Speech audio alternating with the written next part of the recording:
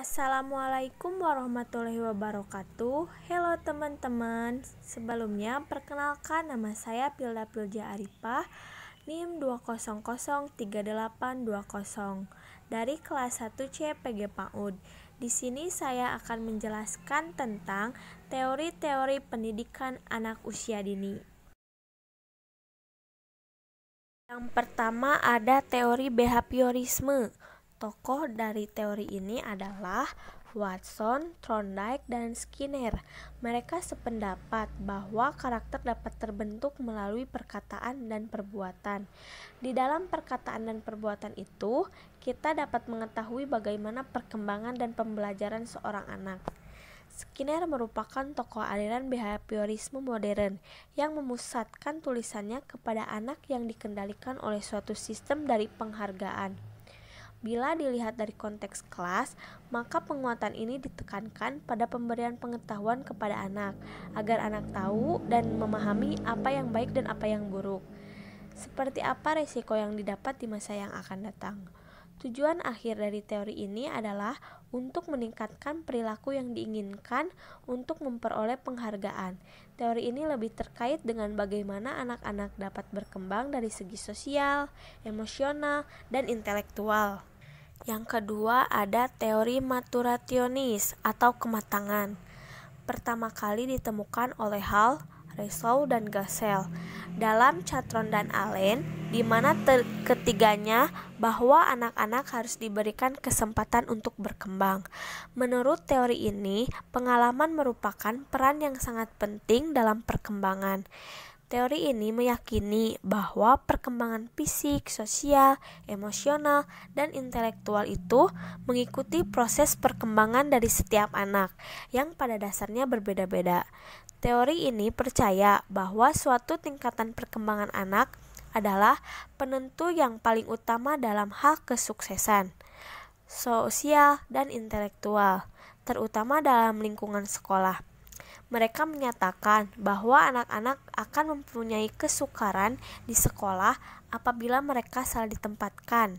Teori ini menekankan tahapan perkembangan dari masing-masing anak lebih penting daripada penghargaan, hukuman, pengalaman, atau interaksi dengan lingkungan tersebut. Yang ketiga ada teori interaksi atau perkembangan. Ditemukan oleh Piaget pada tokoh interaksi modern seperti Bunor dan Forman yang melakukan penyaringan teori Piaget dan untuk memahami konsep tentang perkembangan anak-anak. Piaget dalam Catron dan Allen percaya bahwa anak itu membangun pengetahuan melalui interaksi dengan lingkungan. Piaget juga menguraikan tentang pemikiran anak-anak yang meliputi konsep asimilasi, akomodasi, dan keseimbangan. Asimilasi terjadi ketika anak sedang mengalami proses pencocokan informasi ke dalam kategori atau bagan yang ada. Contoh, ketika seorang anak dikenalkan kepada kucing, misalnya kucing jenis Anggora, anak-anak diberikan pengetahuan tentang kelinci, kemudian mereka akan berasimilasi. Lalu kita kenalkan lagi seorang anak itu pada kucing. Dari situ mereka akan berpikir bahwa hewan yang berbulu halus dan dapat ditimang itu bukan hanya kucing.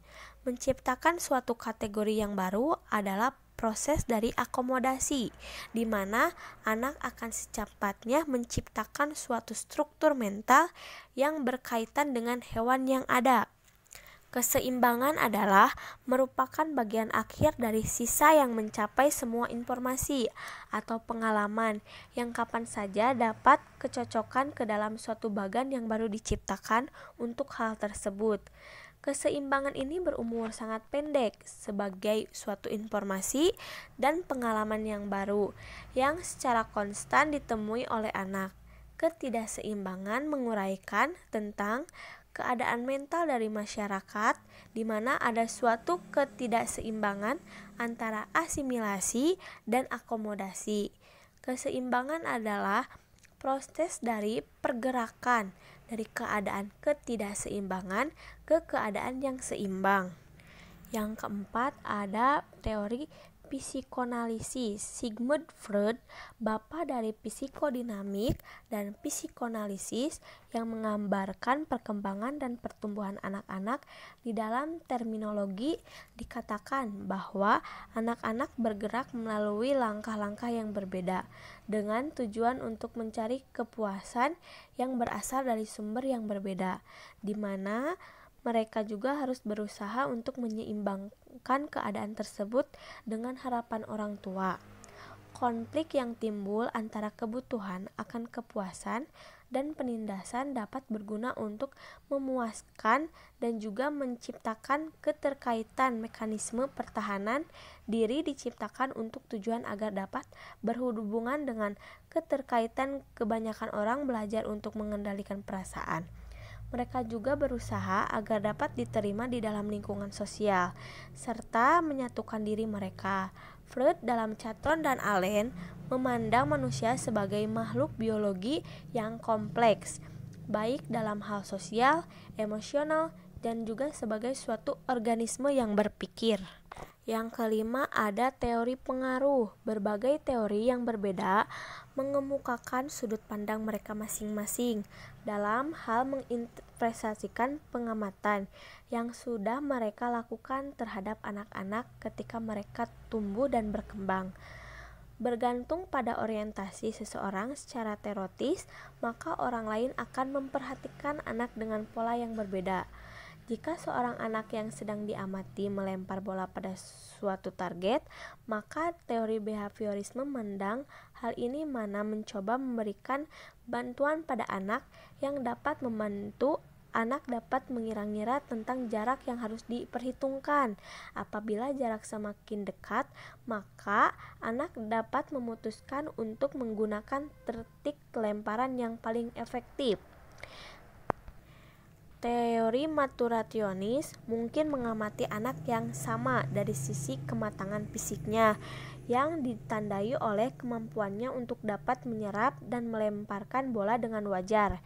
Teori interaksi akan memandang dari sisi usaha yang dilakukan untuk secara berulang-ulang untuk memukul target sebagai bukti bahwa anak dengan aktif akan mencari-cari informasi tentang pencegahan dan sudut dari mulai melepaskan pukulan dengan tujuan untuk memukul target. Para ahli psikoanalisis akan memandang anak dari sisi pemusatan konsentrasi yang dilakukan oleh anak dengan tujuan melemparkan bola, dan juga keterkaitan mereka dalam usaha yang mereka lakukan untuk mencoba melempar bola. Seorang anak akan berkembang secara menyeluruh.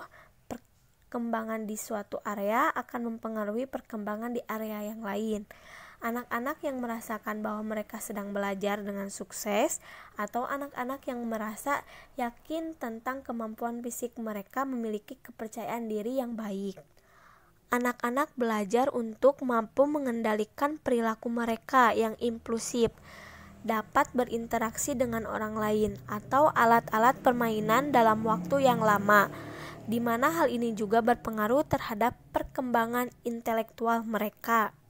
Yang keenam, ada teori konstruktivisme.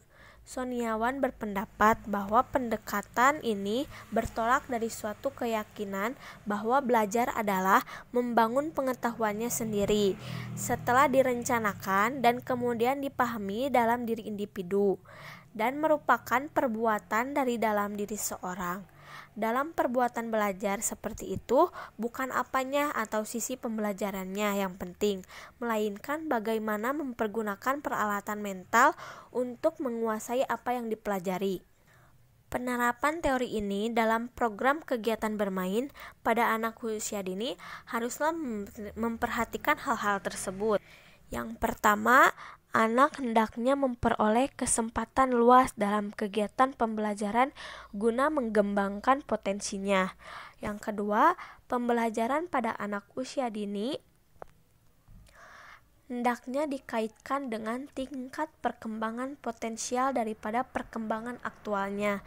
Yang ketiga, program kegiatan bermain lebih diarahkan pada penggunaan strategi. Yang keempat, anak diberi kesempatan yang luas untuk menyatukan pengetahuan deklaratif yang telah dipelajari dengan pengetahuan prosedural untuk melakukan tugas-tugas yang memecahkan masalahnya. Yang kelima, proses belajar dan pembelajaran tidak sekedar bersifat transferal, tapi lebih ke konstruksi. Teori ini yakin bahwa pembelajaran terjadi saat anak berusaha memahami dunia di sekeliling mereka. Anak membangun pemahaman mereka sendiri terhadap dunia sekitar, dan pembelajaran menjadi proses interaktif yang melibatkan teman sebaya, orang dewasa, dan lingkungan. Setiap anak membangun pengetahuan mereka sendiri berkat pengalaman-pengalaman dan interaksi aktif dengan lingkungan sekitar dan budaya di mana mereka belajar melalui bermain. Yang ketujuh, ada teori perkembangan kognitif. Kognitif ini yakin bahwa kemampuan kognitif merupakan suatu yang fundamental dan yang membimbing tingkah laku anak. Di dalam teori ini terdapat 3 model perkembangan kognitif.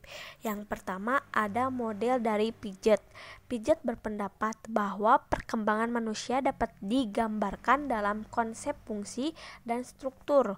Fungsi merupakan mekanisme biologis bawaan yang sama sebagai setiap orang atau kecenderungan biologis untuk mengorganisasi pengetahuan dalam struktur kognisis.